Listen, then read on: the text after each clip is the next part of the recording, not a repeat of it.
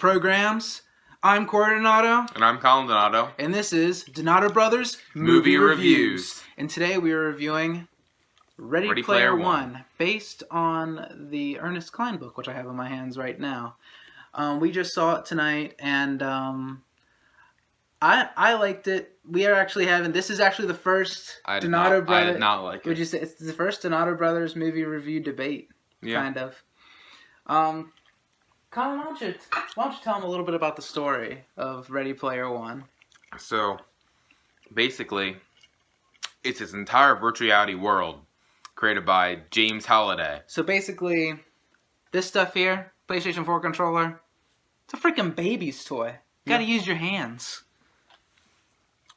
Like, what's the rest of it, Colin? So, there's the Oasis, which is like this entire virtual reality world I was saying.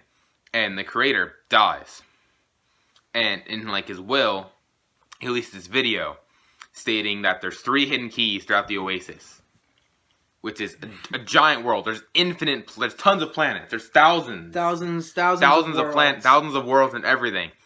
And whoever's like the first to get all 3 of the keys wins a total control over the Oasis. And like $1 trillion. Half a trillion. Yeah, over half a trillion. Over half $1 trillion. So basically, you're buying a massive safe and swimming in in like a sea of golden coins. Basically, you own the world if you own the Oasis. Since the world is ending, global warming is causing the world to end. There's wars everywhere. People are starving. It's terrible times. Like dogs and cats living together, mass hysteria. But yeah, the film, like, Wade Watts, our hero in the film. Played by Ty Sheridan in the movie. And his avatar is Parzival, and he is the first one from Monty Python. Yeah. He is the first one to find the first key. Which is the copper key. The copper key.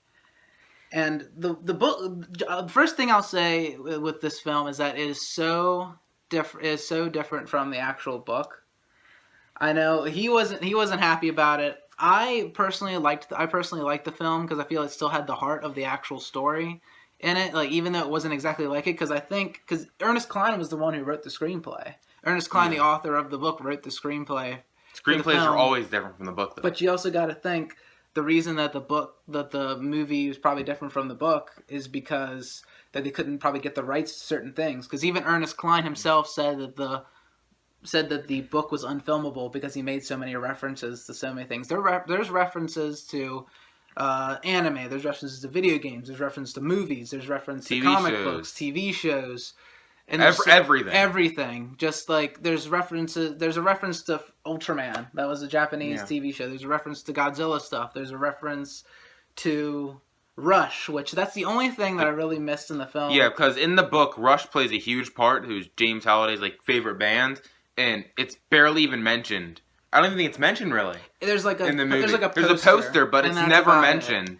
And it plays a huge part in the book. Rush, humongous part. Rush is one of me and McCollin's favorite bands. Besides the Beatles, Rush is like our secondary favorite band. And I've got like a couple of their albums here. Like I got Moving Pictures. I got 2112, one of the best albums, and makes an appearance in the book. Yeah. Not in the movie. Rush Archives, which has Rush's first album, Fly By Night and Caress of Steel. Rush Signals, which has an amazing song called Subdivisions. Yeah, that's a good one. And I forget what this one's called. But here's another one which has one of my other favorite songs, Spirit of the Radio. None of them have my personal favorite, Time His Stand Still. His personal favorite is Time Stand Still. Yes, and that is an excellent film. That is an excellent song. Yeah, I don't know why I said film, because I was talking about a movie. Yeah, but Rush is, as I was saying, Rush is a huge part in the book, and it plays absolutely no part in the movie, which is stupid. There's just a little poster in there, and that's only one of my little gripes about the film. That's one of my many. That's one of his many. Well, I will say about this film is that the freaking just the effects of the Oasis are outstanding. It's exactly how I imagined it. Yeah, that's how I thought of it in my head when I was reading the book. Because when you're reading the book, it's like playing a video game, because you just when you get stuck in a game and you're like, and it's like you look at your clock and like, man, it's been I've been playing this game for like 7 hours. That's exactly how it is. And it's like reading the book. It's like you look at the clock and you're like, oh, holy crap, like I thought like you're looking at the clock and like you started the book at like 2 o'clock and then you're like 10 o'clock and you're like, oh man, the book is that addicting. It's a really good page. Probably one of the greatest books I've ever read. It's me and Colin's probably favorite book. In my top like 3 books I've ever read. One of the cool parts in the beginning was the race. Yeah, and which all of them had an insane need, the need for speed. Yes, the need for speed. Yeah, which is very different from the first like key in the book, which you have to get through playing like Joust, the game called Joust. Which the one thing like Ernest Cline said is that like watching a person play an arcade game for like so long would get boring. But I would like to have But that's not every single game. You know, the way they could have done it was that they actually could have him be transported inside the game and have him actually just play Joust. That would have been pretty cool. Yeah, but instead every single one, my biggest problem was, well, not my biggest, this was just one of my little pet peeves about it, was every single gate was different from the book. I did like the one thing. The end gate. I liked the gate with the movie gate with the movie that they used. Yeah, but still, I know you haven't seen The Shining, and that's the movie that they used. But in the book, still, I didn't really like that. In the book, they use War Games. Yes, which is the first gate. And we'll probably do a review on that here in the future. It's a great '80s film with Matthew Broderick. Yeah, it's what else would I want to say about it? What are the things? Okay, I know you're not very big on the film, but what are the things that you did like? I did really like the villain, which was like IOI. The main villain, Nolan Sorrento, played by Ben Mendelsohn, who you may know as Krennic from Rogue One. He was fantastic. Mm-hmm. I thought he fit the part very well. I thought the cast in general was good for the film. Yeah, they fit their roles except for I didn't really like. Is it Daito? Is that how you say it? Daito and Sho. They didn't really like, their characters are much older in the books. H I thought was good in the book. Perfect casting for H. Yeah. Perfect casting for Wade. H is the best friend of Parzival in the Parzival, aka Wade Watts, in Ready Player One, and perfect casting for Wade Watts. Ty perfect casting for Artemis. Great job. I thought that Artemis was great. What's that actress's name? I cannot think of it. We can't think of her name right now, but the actress who played Artemis was spot on. Mm-hmm. I think the cast was extremely strong. And who played James Halliday? Like, James Halliday is supposed to be like a really awkward person. Mm-hmm. Like, he's not really sociable. And he played him so well. Yeah, he played him so well. It was insane. The will scene, they got that down. That was one of the closest parts to the book. James then there was the scene between Sorrento and Parzival, which is a good. Which is almost like I could hear the words from the book. Yeah, I did like I will say, if you want the full experience of Ready Player One, I highly recommend read the book, because you can imagine it, like you can see like a movie in your head. It brings you to a whole new world. It's got tons of references to 80s pop culture, movies, video games, music. You name it. Anything. This is how I got more into the band Oingo Boingo and into Rush. I feel like I was already a Rush fan when I started, but I feel like I became even more a Rush fan after I read this book. You were introduced to a whole new world of stuff. Yeah, which is not the feeling that the movie gave me. The thing is, I feel differently. I feel like if a movie is too much like a book, then there's no surprise for the people that read the book. Because I feel like, hey, we already know what's gonna happen. We already know if the movie was exactly like the book, there would be no surprise for us. Yeah, at all. I mean, and hey, there was that other thing. I mean, we can't give away too much, but I'll just go like this, and you know what I'm talking about. Oh yeah. That was in the very book. different. Yeah.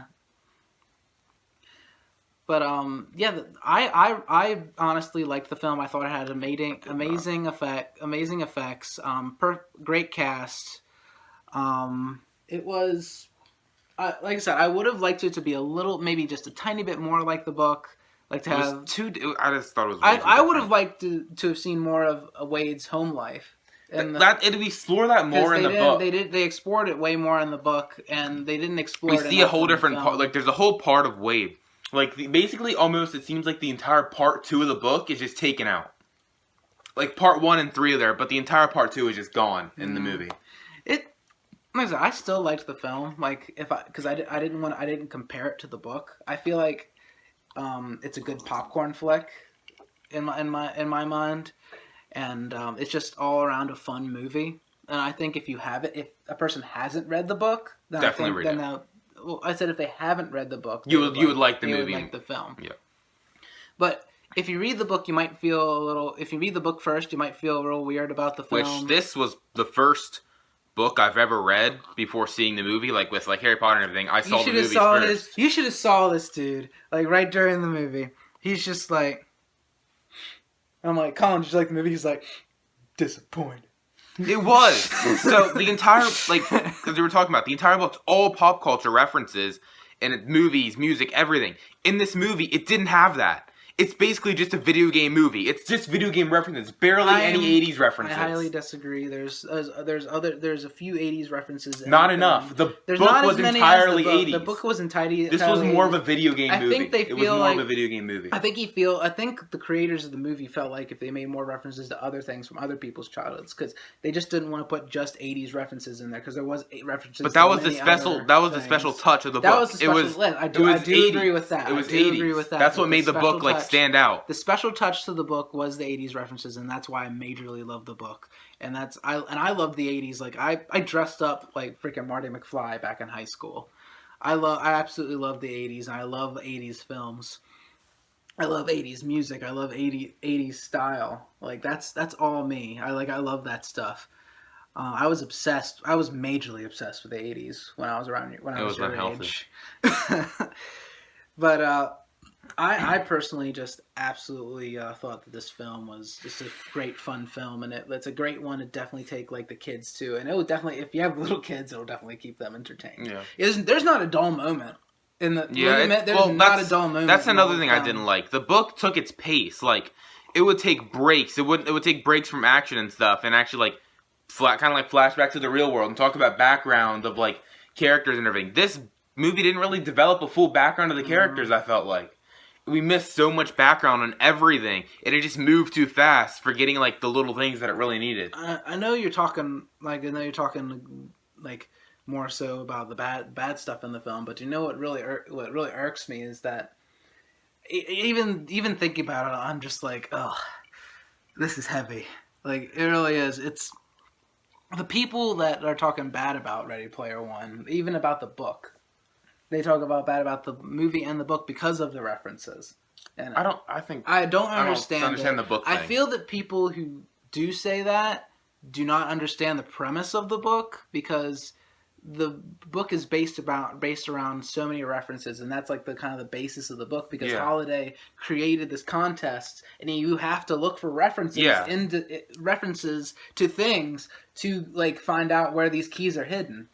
Like, that's the whole point of the book, and if you can't understand that, like, I don't know what to tell you. Like, I remember I was getting in arguments with people on Facebook, like, I was in a bad mood already, so people were, like, ticking me off, talking bad about Ready Player One, because I related so much to the character in the book. Yeah, he's very relatable on this. He's kind of weird. Wouldn't you say he's a good bit like me, like, referencing things all the time, from, like, movies, games? But that's basically everyone in this movie. It's everyone. Everybody turns into me. Everybody knows like everything about the 80s. Everybody just knows nerd culture. Yeah. It's this nerd culture is becoming so popular now. It's that I think that's what the future is coming to, is that nerds are going to rule the world. Even everyone's joining the bandwagon, and we were on it before. Yeah, we were on it way before the bandwagon. People. I don't like to be that person that be like, we thought it was cool before you guys thought it was cool. Kind of like that's like a hipster mentality. I am kind of like a hipster, but yeah, I think I would give this film a solid 8 out of 10. I know. You wait till you hear what this guy's gonna say. 5 out of 10. 5 out. See, it doesn't. I see. I like think the book too much. Give it. I think going into it, because this, like you said, it was the first film. It was the first film you ever read the book first. Mm-hmm. Then that's probably what made you think like, oh, because I remember when me and Josh saw a series of Unfortunate Events and we saw the movie. We were so mad because we had read the books. Speaking of that, the season 2 comes out And it is tomorrow. coming out? Oh, it's going to be cool. Me and Josh were so mad about the Series of Unfortunate Events film because it was so different from the books. Like, I thought Jim Carrey was a good Count Olaf. That movie was bad. I thought Jim Carrey was a good Count Olaf, but it was just all around just not very good, not even close to the book. But that's the same way he's feeling right now, and I'm looking at it as just a film and not a book. And as a film, if you haven't read the book and you just look at it as a film, it's a great movie. Great effects, great characters, pure Steven Spielberg magic. Yeah, it is a amazing Steven Spielberg movie. Well, all of his movies are amazing. Like, I can't think of a bad. He has some. I think he has some that aren't as good, but like this movie has that old Steven Spielberg magic, like from E.T., Raiders of the Lost Ark. It's got. You didn't have Steven Spielberg movies, did you? Huh? You didn't have Steven Spielberg movies. Well, he produced Back to the Future. Yeah. And he also produced Gremlins. Yeah. So there's a lot of that because Steven Spielberg kind of brought his magic into those films too. Mm-hmm.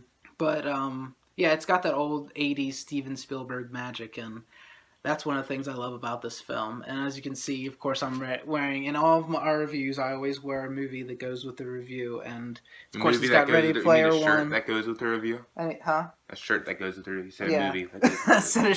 I said a shirt. Yeah.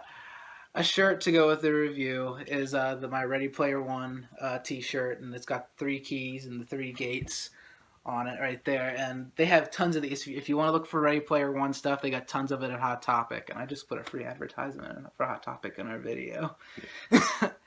Colin's going to get the crystal key. They have a crystal key keychain. Yeah.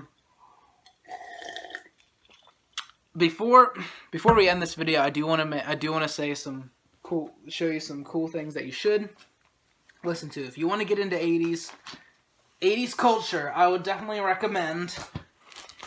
These are some albums and artists I would definitely recommend listening to. We got A Flock of Seagulls, Asia. Colin likes this one. Oingo Boingo. Love Oingo Boingo. Oh, Dead Man's Party is just that's the song that's like in the first part of the which is not mentioned in the movie at all. The Outfield. Van Halen, which they are in the movie. Yeah. Jump. It's a great song. Tears for Fears. Rick Springfield, and a lot of you should know the song that he sings is Jesse's Girl. You got Purple Rain, Prince, another great album.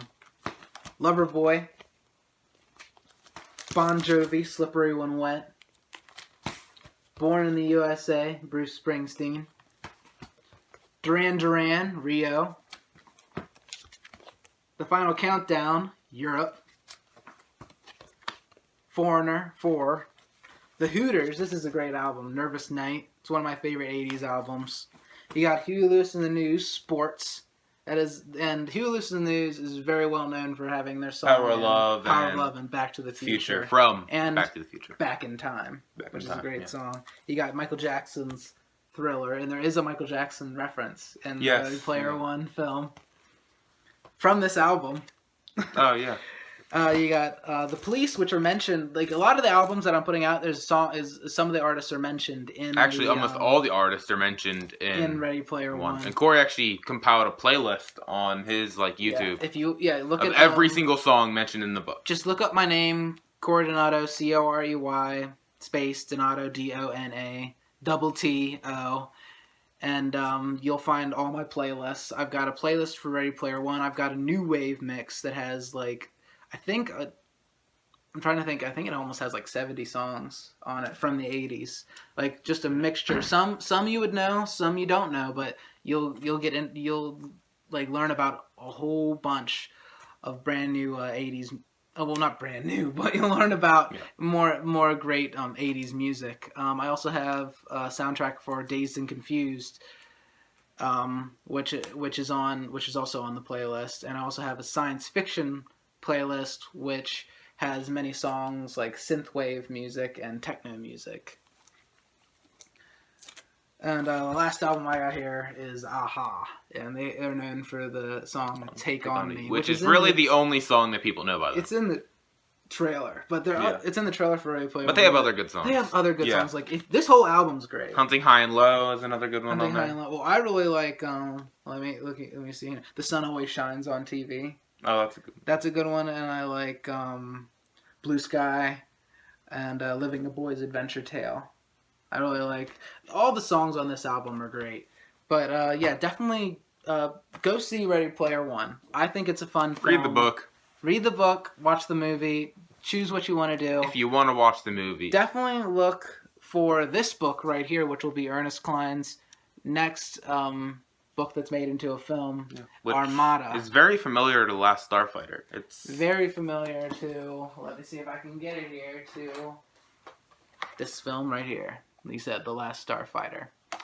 So yeah, go see Ready Player One or read the book. It's your decision. But I would recommend seeing the movie first, then reading the book. Yeah, that's good. Yeah, see the movie first, then read the book, because I think you'll enjoy the movie more. So if you saw the book, if you saw the movie first and then read the book, because you'll be like him and compare it. So, I just want to say, see you guys, and our next, I just want you to subscribe, and our next review will be The Last Starfighter, a very classic 80s film, and also look for a future one for the War Games, which we mentioned a little earlier. So, see you guys, and just remember, you got the touch! You got the power!